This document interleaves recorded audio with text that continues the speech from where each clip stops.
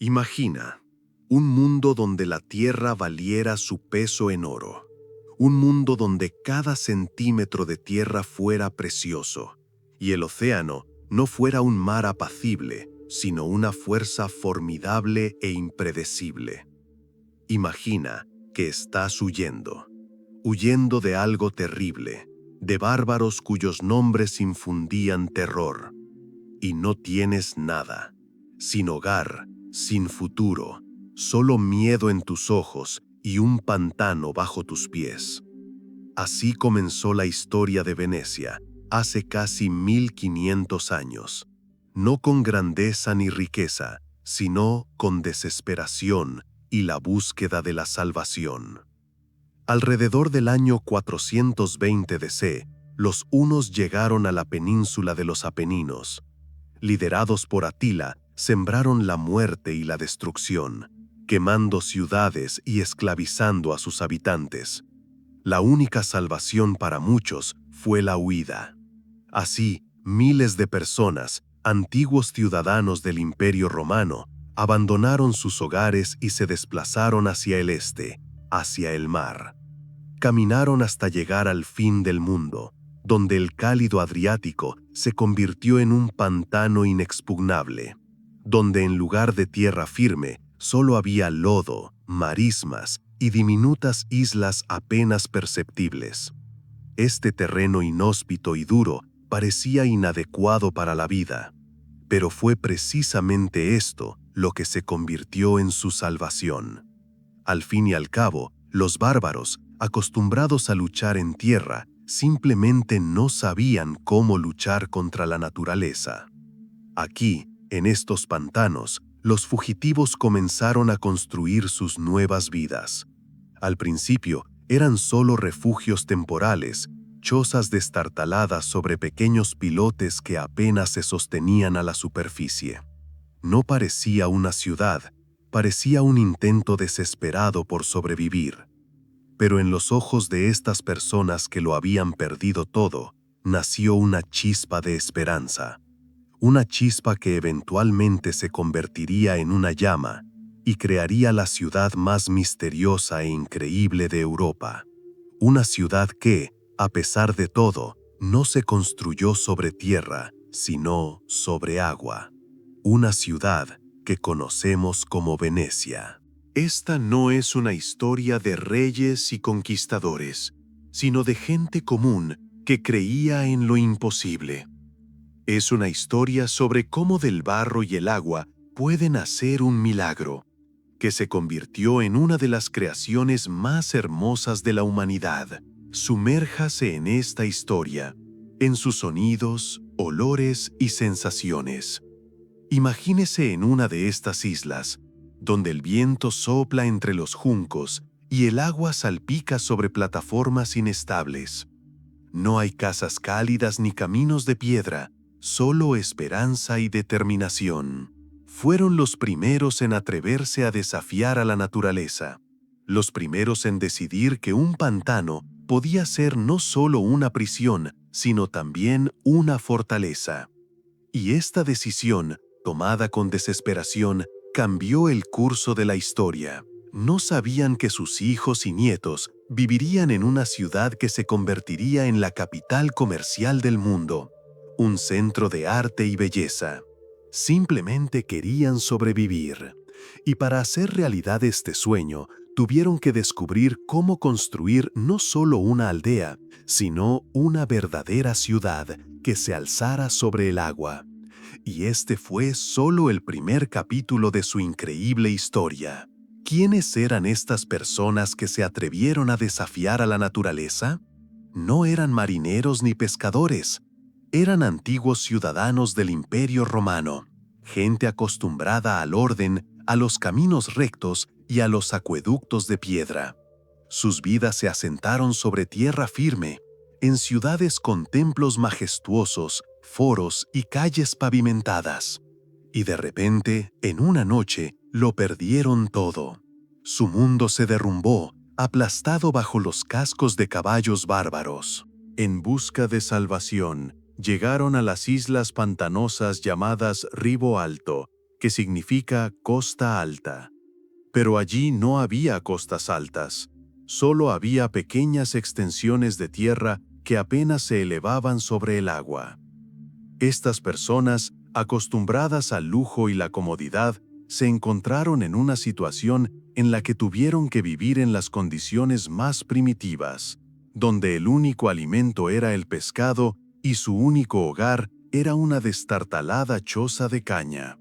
Se vieron obligados a aprender nuevas habilidades que jamás les habrían sido útiles en las ciudades. Aprendieron a pescar, a tejer redes, a construir barcos. Observaron la naturaleza, el flujo y reflujo de las mareas, la vida y el aliento de la laguna. Este aislamiento forzado los transformó. Los hizo resilientes, ingeniosos y, sobre todo, unidos.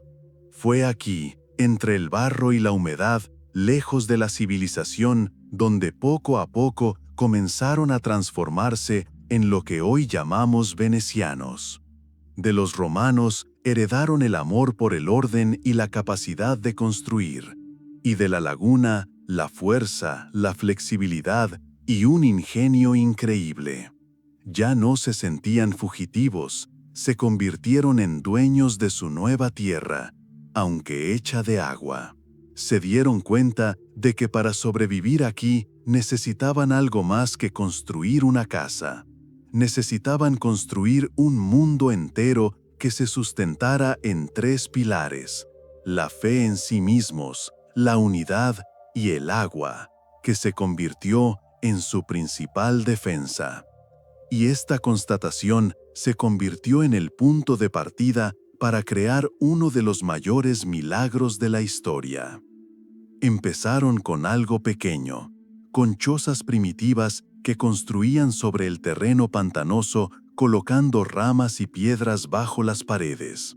Pero las inundaciones primaverales y las tormentas invernales destruyeron rápidamente estos miserables refugios. Las islas quedaban sumergidas y las casas simplemente fueron arrastradas. Cada año tenían que reconstruirlo todo de nuevo. Era un círculo vicioso de desesperación, y muchos estaban dispuestos a rendirse. Pero algunos entre ellos no querían aceptar su destino. Aquellos que veían el agua no como un enemigo, sino como un cimiento. Observaron algo asombroso. Los pilotes de madera clavados en el limo se volvieron increíblemente resistentes. Esto ocurrió porque no había oxígeno en el limo, y la madera simplemente no se pudrió. Se convirtió en piedra. Y entonces, una idea audaz y loca nació en sus cabezas. ¿Qué pasaría si se construyera una ciudad no sobre tierra, sino sobre agua? ¿Y si toda la ciudad se alzara sobre un enorme bosque, oculta a la vista? La idea parecía impensable.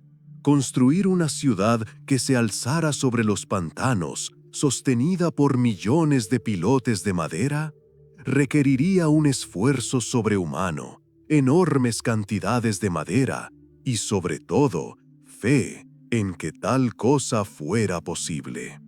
Fue en ese momento que los refugiados dejaron de ser simples fugitivos. Se convirtieron en constructores. Dejaron de simplemente sobrevivir y comenzaron a crear, no solo un nuevo hogar, sino una nueva civilización que desafiaría a la naturaleza misma. Y este sueño, esta idea loca, se convirtió en el primer y más importante ladrillo de los cimientos de la futura majestuosa ciudad. Durante años, los primeros pobladores lucharon con la laguna. Construían y el agua destruía. Parecía que la tierra no los aceptaba y el pantano no quería convertirse en su hogar. Pero en algún momento, en medio de la desesperación, hicieron una observación que cambió su destino para siempre. Notaron que los postes de madera que clavaron en el fondo no se podrían. A diferencia de la madera que yacía en la superficie o enterrada, los postes, completamente ocultos en el lodo y el agua, permanecían sólidos. Fue un descubrimiento trascendental. No fue el resultado de una investigación científica ni de un experimento complejo. Fue una simple observación realizada en condiciones de supervivencia. Los venecianos se dieron cuenta de que el oxígeno era necesario para la descomposición y prácticamente no había en el denso limo de la laguna Adriática. Además, el agua de mar, saturada de sales y minerales, fue empapando gradualmente la madera, convirtiéndola en una especie de piedra. Este proceso, similar a la petrificación, le dio a la madera una resistencia increíble, capaz de soportar un peso enorme. A partir de ese momento, dejaron de ver el agua como su enemiga. Se dieron cuenta de que podía ser su aliada. El pantano, que antes parecía una maldición, ahora se consideraba un cimiento seguro y eterno. Idearon el concepto de la ciudad base. No era solo una idea, sino una nueva filosofía de construcción. En lugar de intentar drenar el pantano, decidieron aprovechar sus propiedades. Este descubrimiento les dio esperanza y, aún más importante, les proporcionó las herramientas para hacer realidad su sueño. Ahora contaban con el conocimiento para construir una ciudad que no se asentaría simplemente sobre los pantanos, sino que se convertiría en parte integral de ellos. Así comenzó una nueva era en la historia de Venecia. Una era en la que el hombre y la naturaleza se unieron para crear algo verdaderamente increíble. Para hacer realidad este increíble sueño, necesitaban una base que pudiera soportar el peso de una ciudad entera. Y no una base cualquiera, sino algo que resistiera el agua y el paso del tiempo. Probaron con diferentes tipos de madera, pero la mayoría se pudrió, se desmoronó y se convirtió en polvo, incapaz de soportar el contacto constante con el agua de mar. Y entonces dirigieron su mirada al norte, hacia los Alpes. Allí, en los bosques de montaña, crecían dos árboles especiales, el roble y el alerce. Fue una elección difícil pero brillante. El roble, duro y resistente, era ideal para pilotes. Su madera, densa y pesada, podía soportar un peso enorme. Pero el roble tenía un inconveniente. No era completamente resistente al agua. Entonces entró en juego el alerce. La madera de alerce contiene resinas especiales que no solo la protegen de la putrefacción, sino que la hacen aún más resistente con el tiempo. En el agua, sin acceso al oxígeno, el alerce no se pudre, sino que se petrifica, endureciéndose como una piedra. Se convirtió en un cimiento eterno. Y así, miles y miles de troncos comenzaron a flotar río abajo por los ríos de la montaña y luego por el mar hasta la laguna. Era todo un bosque sobre el agua, flotando hacia su destino. Cada tronco no era solo un material de construcción. Era la futura base, el corazón de la ciudad, que debía latir al ritmo de las olas. Los venecianos se dieron cuenta de que para crear su ciudad no tenían que luchar contra la naturaleza, tenían que integrarse en ella. Así que eligieron el alerce para unir su destino al agua, convirtiéndolo en su principal aliado. La idea era brillante, pero su implementación requirió una logística increíble. Los bosques alpinos, ricos en alerces y robles, estaban lejos de la laguna. Para transportar miles y miles de troncos, los venecianos tuvieron que recorrer sus propios caminos. Fue una verdadera aventura, de decenas, si no cientos de kilómetros. Los troncos se cortaban en las montañas y luego se vertían en los ríos de montaña, que los transportaban hasta las llanuras. Era un trabajo peligroso y duro. Los trabajadores llamados flotadores los hacían flotar de pie sobre ellos, controlando largas pértigas. Su habilidad era similar a la del arte circense. Debían evitar rápidos, rocas y bajíos para que la valiosa carga no se perdiera en el camino. En las llanuras, los troncos se recogían en enormes balsas. Estas balsas eran tan grandes que se podía caminar sobre ellas como si estuvieran en tierra. Eran como islas flotantes de madera. Estas balsas se enviaban luego a la desembocadura del río Brenta, que desemboca en el mar Adriático, justo enfrente de la laguna de Venecia. La parte marítima del viaje no fue menos difícil.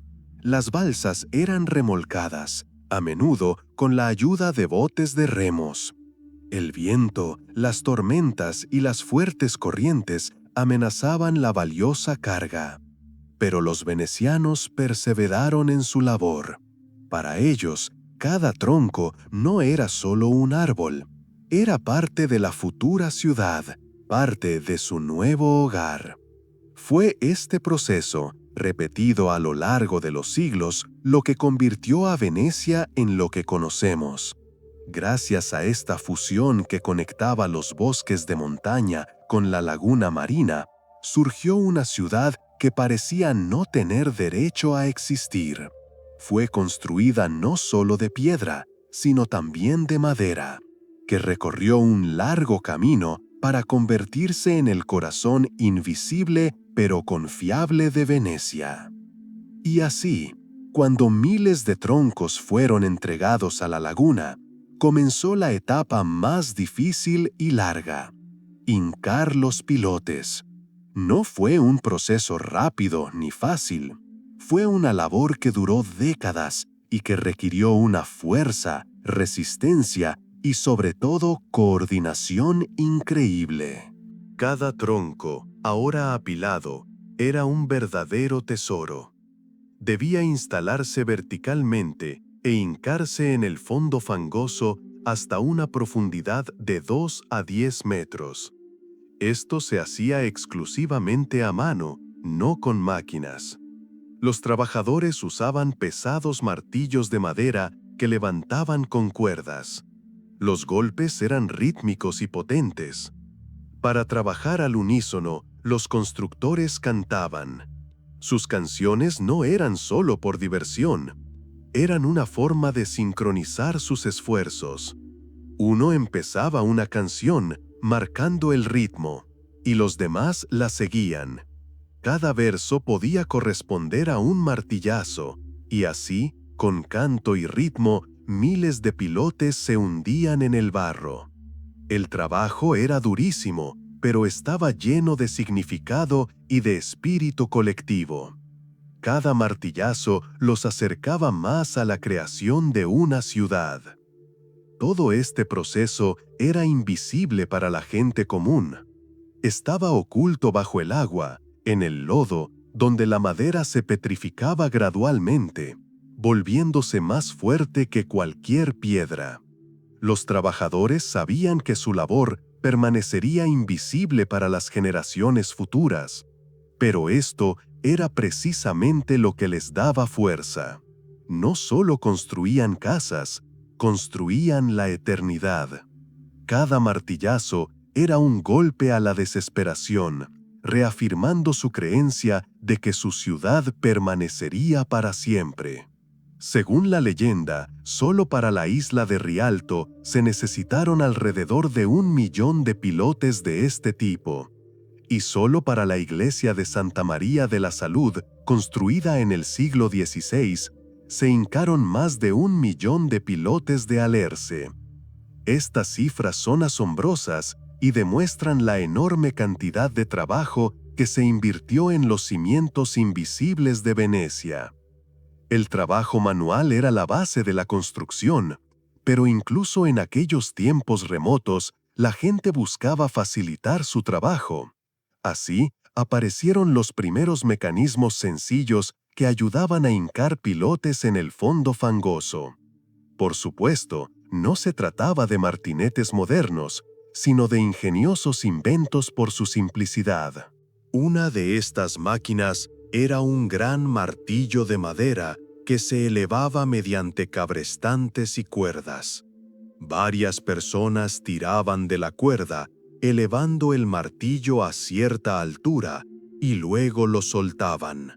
Bajo la influencia de la gravedad, el martillo caía con un estruendo sobre el pilote, hundiéndolo aún más en el lodo. Este proceso era mucho más eficiente que simplemente martillar a mano y permitía hincar los pilotes con mayor rapidez y profundidad. Otro invento importante fue el llamado martinete de péndulo. Consistía en dos altos postes de madera, entre los cuales se suspendía un pesado martillo mediante una cuerda. Los trabajadores balanceaban el martillo como un péndulo y golpeaban el pilote con fuerza. Esto permitía golpes más precisos y potentes. Estas tecnologías primitivas, pero eficaces, representaron un verdadero avance. Permitieron a los venecianos pasar de construir chozas individuales a construir barrios enteros. Los trabajadores podían hincar pilotes sobre una gran superficie, creando una plataforma única y fiable para futuras edificaciones. Además, los venecianos descubrieron cómo evitar que los pilotes salieran a la superficie. Utilizaban anillos de madera especiales que se colocaban sobre el pilote para evitar que se partiera al golpearlo. Esto permitía clavarlos aún más profundo y con mayor fuerza. Son estos pequeños pero importantes detalles y tecnologías, nacidos de la necesidad, los que permitieron que Venecia creciera de unas pocas islas a una de las ciudades más majestuosas del mundo. Estas máquinas, impulsadas por la fuerza y el ingenio humanos, se han convertido en un verdadero símbolo del ingenio y la tenacidad que llevaron a la creación de un milagro sobre el agua. Al clavar miles de pilotes en el fondo fangoso, se formó una especie de bosque submarino. Este bosque de madera, que con el tiempo se endureció como una piedra, aún no podía servir como cimiento fiable para edificios. El siguiente paso en este increíble proceso de ingeniería fue crear una plataforma sólida sobre los pilotes. Una vez hincados los pilotes a la profundidad deseada, se cortaban sus puntas al mismo nivel, justo por debajo de la superficie del agua. Esta enorme lona de madera se cubría con una gruesa capa de piedra. Esta capa consistía en grandes losas de piedra compactadas. Las piedras no se apoyaban simplemente sobre los pilotes, sino que se unían entre sí con un mortero especial que los venecianos elaboraban con cal, arena y pequeños fragmentos de ladrillo. Este mortero era tan resistente que con el tiempo se convirtió en una losa monolítica e impermeable. La plataforma de piedra cumplía varias funciones importantes a la vez. En primer lugar, distribuía uniformemente el peso de los futuros edificios sobre toda la superficie de los pilotes, lo que impedía el hundimiento de secciones individuales. En segundo lugar, servía como impermeabilización fiable, protegiendo los cimientos de madera de la exposición al aire. Sin oxígeno, la madera no se podría, sino que se mantenía en perfecto estado durante siglos. Este método de construcción fue revolucionario. Permitió a la gente construir sobre pantanos como si fueran tierra firme. Los venecianos no solo construían muros, sino que creaban una isla artificial sobre la que construir una ciudad entera. Esta losa de piedra, invisible a la vista, se convirtió en el verdadero corazón de cada edificio, su sólida base que sustenta toda la grandeza de la ciudad. Admiramos las fachadas de los palacios, nos deslizamos por los canales en góndolas y paseamos por calles estrechas. Pero el milagro más increíble de Venecia siempre ha permanecido oculto a nuestros ojos. Bajo cada casa, bajo cada puente, bajo cada plaza, hay un verdadero bosque submarino. Millones de pilotes de madera sobre los que se asienta toda la ciudad. Este es el pueblo fantasma, la parte invisible de Venecia. En las profundidades del lodo, donde no hay oxígeno, los pilotes de alerce y roble no se pudren. En cambio, se impregnan de minerales del agua del mar y se endurecen increíblemente. Este proceso lleva décadas, pero finalmente la madera se transforma en piedra. Estos cimientos submarinos que no vemos son mucho más resistentes que cualquier estructura moderna de hormigón. Es este pueblo fantasma el que salva a Venecia del hundimiento. Sí, la ciudad se hunde lenta pero seguramente, pero de forma muy uniforme. Cada casa, cada iglesia, cada columna reposa sobre sus propios cimientos eternos. Sin este bosque invisible de troncos, Venecia simplemente se hundiría en los pantanos pocos años después de comenzar la construcción. Y este conocimiento añade una magia especial a la ciudad. Al fin y al cabo, cuando contemplamos la majestuosa Catedral de San Marcos, no vemos que bajo ella hay cientos de miles de pilotes hincados hace 1000 años. Cuando cruzamos un puente, no pensamos que esté sostenido por troncos antiguos traídos de las montañas y clavados manualmente en el suelo. El pueblo fantasma no es solo un cimiento, es un símbolo, es un símbolo. Es un recordatorio eterno de que los cimientos más importantes y fiables siempre permanecen ocultos. Cuando la plataforma de piedra sólida estuvo lista, los venecianos se enfrentaron al siguiente problema: ¿cómo organizar el espacio? Al fin y al cabo, una ciudad construida sobre muchas islas separadas no podía existir sin conexiones entre ellas. En lugar de las calles habituales, crearon un sistema único que determinó la apariencia general de Venecia. Al principio, los canales eran simplemente canales naturales entre islas pantanosas. Pero a medida que la ciudad crecía, los habitantes comenzaron a profundizarlos, ensancharlos y reforzar sus riberas. Utilizaban el mismo principio que para los cimientos de los edificios. Hincaban pilotes y los reforzaban con piedra. Así, los canales se convirtieron no solo en vías fluviales, sino en vías de tránsito. El más ancho e importante de ellos, el Gran Canal, se convirtió en la principal arteria de transporte de la ciudad. Fueron arquitectos no solo de edificios, sino también de agua. Cada canal, cada calle, cada pequeño puente, todo formaba parte de un único y complejo laberinto. Los estrechos pasajes entre casas, que llamamos calles, fueron creados para los peatones, pero la principal corriente de vida transcurría por el agua. Materiales de construcción, productos y mercancías de países lejanos se transportaban por los canales. Las góndolas, que posteriormente se convertirían en el símbolo de Venecia, no eran solo un entretenimiento para los turistas, sino el principal medio de transporte. Su forma especial, que facilitaba la maniobrabilidad en canales estrechos, estaba pensada hasta el último detalle. Así, los venecianos convirtieron una desventaja, la falta de tierra, en su mayor ventaja.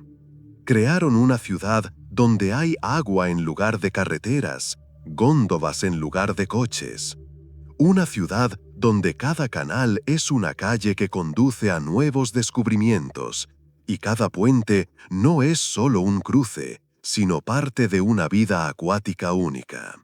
Fue un concepto de urbanismo completamente nuevo y brillante que cambió para siempre la idea de lo que podría ser una ciudad. Los canales de Venecia no son solo vías fluviales, sino un sistema complejo y altamente organizado que permitía el funcionamiento de la ciudad. A diferencia de las ciudades terrestres, donde el principal centro de transporte se encontraba en la vía principal, en Venecia se encontraba en el agua. Cada canal tenía su propia función. Los había anchos y profundos, como el Gran Canal, por donde navegaban grandes barcos mercantes que traían mercancías de tierras lejanas. Había canales estrechos, como venas, llamados ríos, que conducían a zonas residenciales y talleres. Y había canales muy pequeños, conocidos solo por los residentes locales. El centro de todo este sistema era el puerto. Se ubicaba en una zona separada, el arsenal, donde se construían los barcos. Fue aquí donde se crearon las galeras y carabelas que aportaron riqueza y gloria a Venecia. Las rutas que conectaban la ciudad con el resto del mundo partían del arsenal. Mantener este sistema en buen estado requería un esfuerzo enorme. Los canales se limpiaban y profundizaban constantemente, y sus riberas se reforzaban. Para ello, se utilizaban embarcaciones especiales llamadas burchela. Estas eran pequeñas barcazas que, con ayuda de mano de obra o caballos tirando de ellas por las orillas, extraían el limo y la arena del fondo. La logística cotidiana también era única. Toda la carga, desde los materiales de construcción hasta los alimentos, se transportaba por agua. Cada casa frente al canal tenía su propio muelle donde atracaban los barcos. Esto creaba un ritmo de vida especial, donde no se oía el ruido de las carretas, sino el chapoteo del agua y el crujir de los remos. Los canales se convirtieron en la fuente de energía de Venecia. Sus calles y avenidas moldearon no solo su apariencia, sino también su carácter. El carácter de una ciudad que siempre miraba hacia el mar, hacia nuevos descubrimientos y rutas comerciales. Unos cimientos sólidos y unas murallas robustas son solo la mitad de la batalla. Para que una ciudad se convirtiera en un hogar, la vida tenía que surgir en ella. Inicialmente, las casas de los primeros venecianos eran edificios modestos y funcionales. Eran edificios de 2 o 3 plantas, con una tienda o taller en la planta baja y viviendas en la superior. La planta baja siempre se construía teniendo en cuenta la posibilidad de crecidas, por lo que prácticamente no tenía ventanas que dieran al canal y las puertas estaban protegidas de las inundaciones. Pero a medida que Venecia crecía en riqueza e influencia, las casas comenzaron a cambiar. Los edificios modestos dieron paso a grandes palacios. Venecia se convirtió en un centro comercial, donde se cruzaban las rutas comerciales de Oriente y Occidente. Los comerciantes, inmensamente ricos gracias al comercio de especias y seda, buscaban exhibir su riqueza. Así nació la singular arquitectura veneciana, una mezcla de estilos bizantino, gótico y renacentista. Los palacios venecianos se distinguían por un elemento arquitectónico especial, una loggia o galería abierta en el segundo piso, desde donde se podía ver el canal. Estas logias se convirtieron en la seña de identidad de la ciudad. Las fachadas de los edificios que daban al agua se convirtieron en las más ceremoniales, ya que era a través de los canales por donde llegaban los invitados. Las puertas que daban a los canales conducían directamente al muelle donde atracaban las góndolas. Los materiales de acabado se volvieron cada vez más lujosos. Las fachadas estaban decoradas con piedra blanca de Istria y las ventanas con finas tallas y vidrios de colores. Los patios eran pequeños pero acogedores, con pozos cisternas que recogían el agua de lluvia.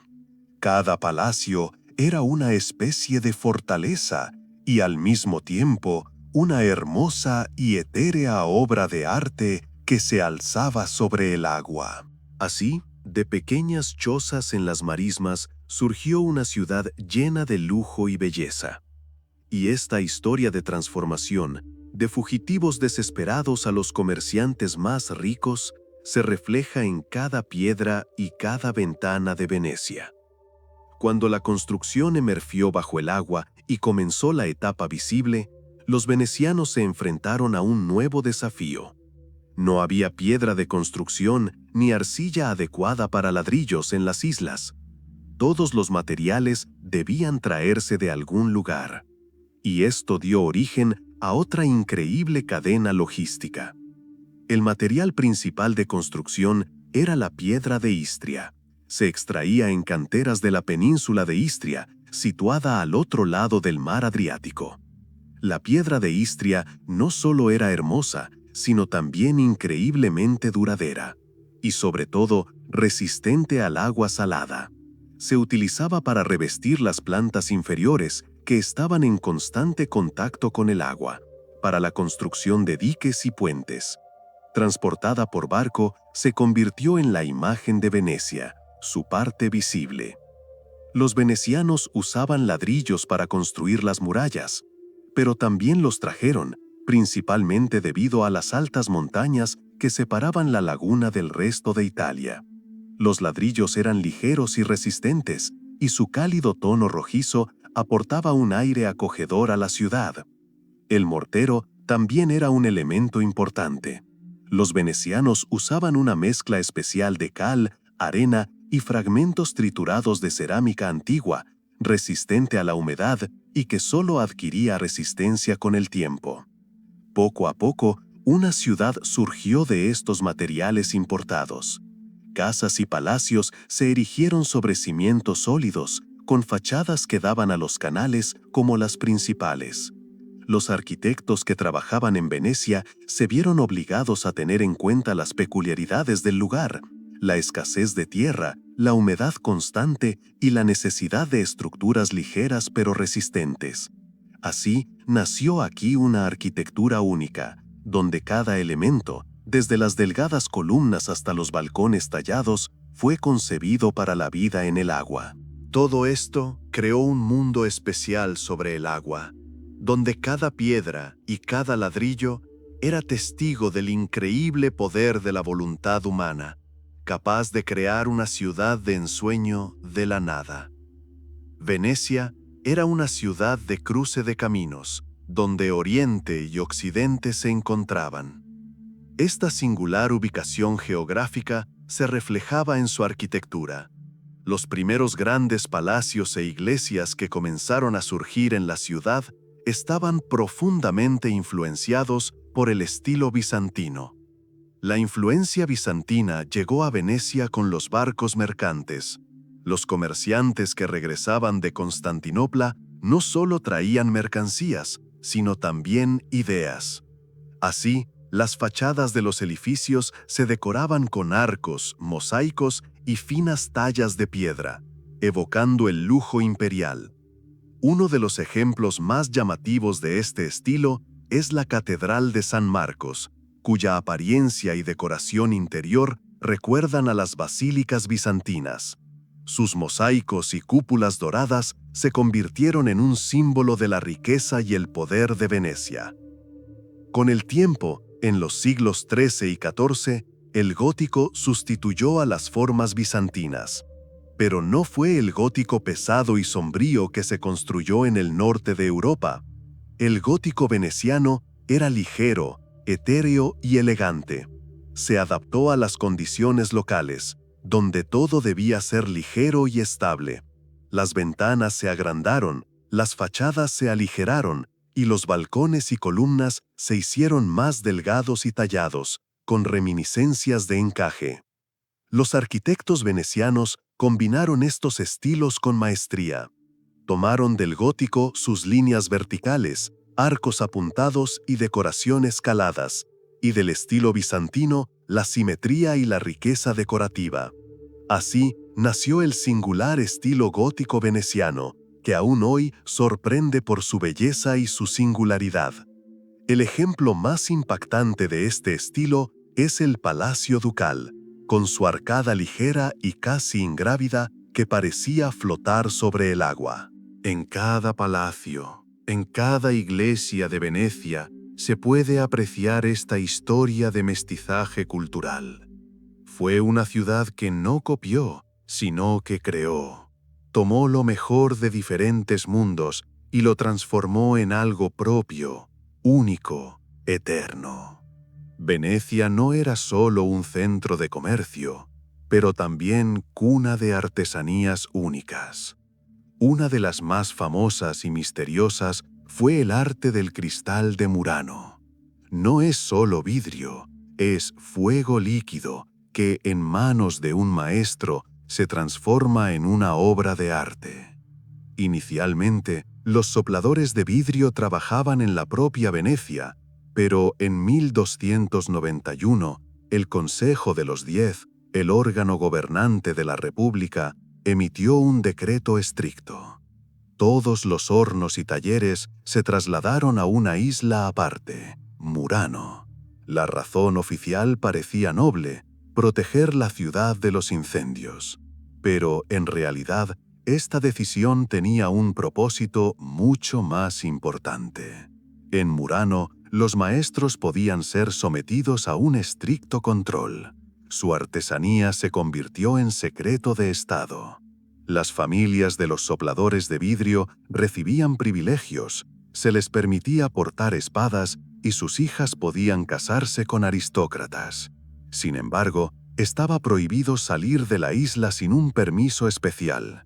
Se amenazaba con la pena de muerte a quienes revelaran secretos o intentaran escapar. Murano se convirtió en una jaula de oro. Gracias a este aislamiento, la habilidad de los sopladores de vidrio alcanzó cotas sin precedentes. Aprendieron a crear vidrio de increíble pureza y transparencia e inventaron nuevas técnicas, como la creación de vidrio de aventurina con brillo o vidrio de filigrana con finos hilos en su interior. Cada producto, desde una simple cuenta hasta una enorme lámpara de araña, era el resultado de siglos de experiencia.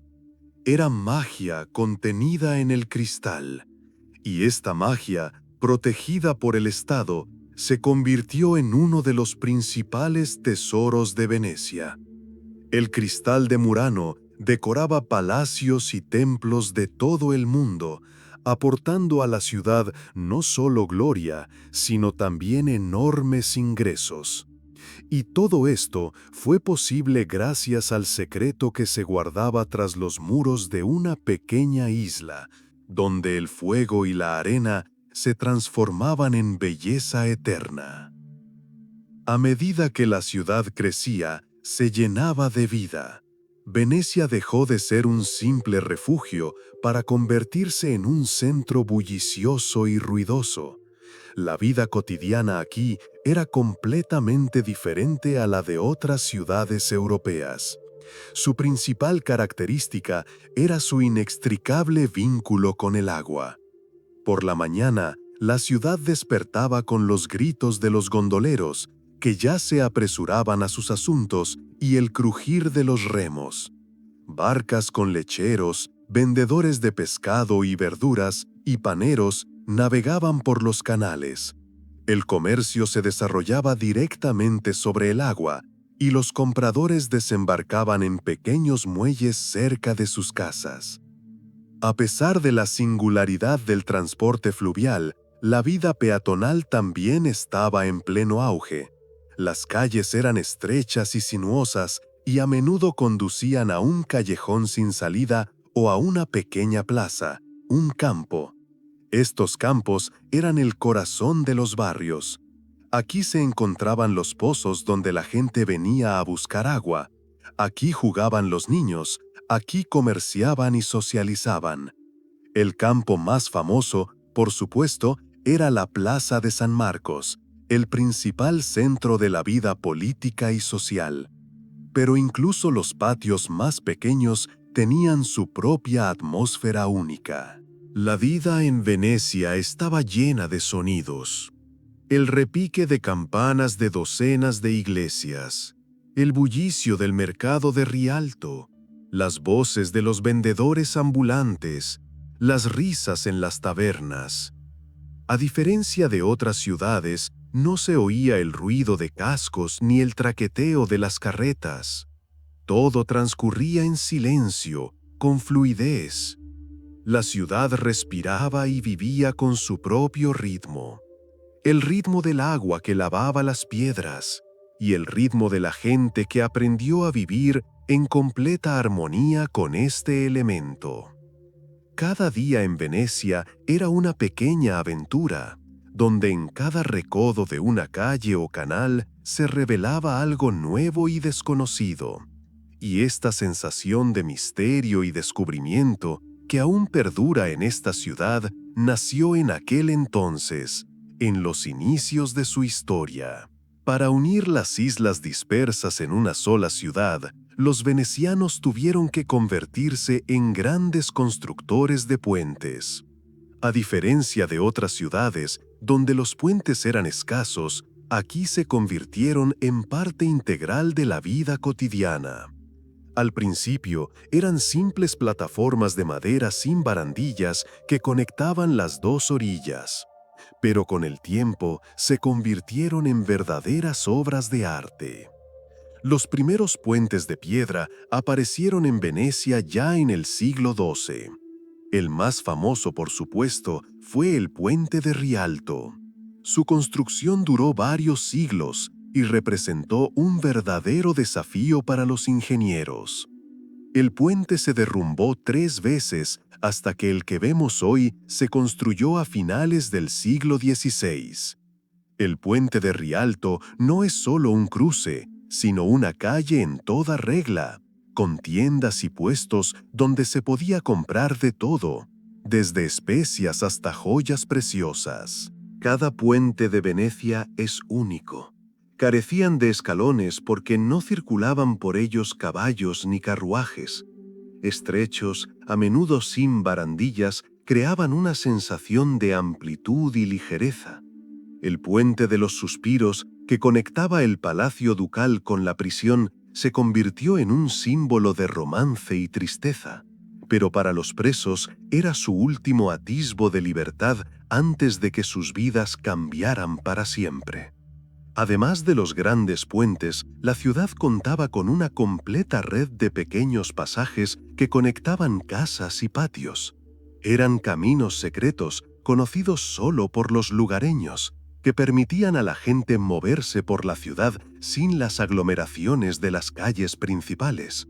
Estos puentes, estrechos y a menudo ocultos a la vista, creaban la sensación de un laberinto, donde cada giro conducía a nuevos descubrimientos. Así, los puentes se convirtieron no solo en parte de la arquitectura, sino en un símbolo de unidad, conectando las distintas partes de la ciudad. Convirtieron a Venecia en un solo organismo, donde cada isla estaba conectada con la siguiente, y cada paso era un pequeño viaje sobre el agua. Situada en medio de una laguna, Venecia contaba con una protección excepcional gracias a la propia naturaleza. El terreno pantanoso, las aguas poco profundas y los canales enmarañados la hacían prácticamente inexpugnable para ejércitos de desembarco y grandes barcos. Ningún ejército podía acercarse a sus murallas y una flota enemiga podía encallar o perderse fácilmente en el laberinto de canales. Esta defensa natural se convirtió en el principal aliado de Venecia a lo largo de su historia. Sin embargo, la protección natural no era la única. Los venecianos, como nadie, comprendían la importancia del poder marítimo. Construyeron una poderosa flota que no solo controlaba las rutas comerciales, sino que también protegía la ciudad de piratas y flotas enemigas. El centro de este poder era el arsenal, un gigantesco complejo de construcción naval donde se podían construir docenas de barcos simultáneamente. Su trabajo era tan eficiente que, según la leyenda, los venecianos podían botar un nuevo barco en un solo día. Venecia también construyó fortificaciones artificiales. Se erigieron estructuras defensivas alrededor de la ciudad y se alzaron fortalezas a la entrada de la laguna, impidiendo el paso de los barcos enemigos. El sistema de fortificación estaba pensado hasta el último detalle: torres de vigilancia, faros de señalización, cadenas que bloqueaban los canales. Todo esto convirtió la ciudad en una fortaleza inexpugnable. Pero la mayor defensa de Venecia no fueron sus armas ni sus murallas, fueron su increíble resiliencia e ingenio. Sus habitantes aprendieron a vivir en armonía con el agua, transformándola de un obstáculo en un escudo. Y mientras otras ciudades caían ante bárbaros y conquistadores, Venecia se mantuvo en pie, protegida por su ubicación, su armada y, sobre todo, su inquebrantable convicción de que incluso el lugar más inhóspito puede convertirse en el hogar más seguro. La historia de Venecia es la historia de un milagro nacido de la desesperación, donde el agua dejó de ser un obstáculo para convertirse en un pilar. Pero, ¿qué ocurre con este milagro hoy?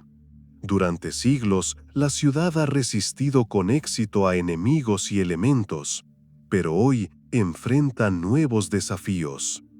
La principal de ellas es el agua alta. Debido al calentamiento global y al aumento del nivel del mar, la ciudad sufre cada vez más inundaciones. Los venecianos, que han vivido en armonía con el agua durante siglos, ahora se ven obligados a luchar contra ella. Proyectos de protección como el sistema de barreras Mose intentan salvar la ciudad, pero el debate sobre su eficacia y coste continúa.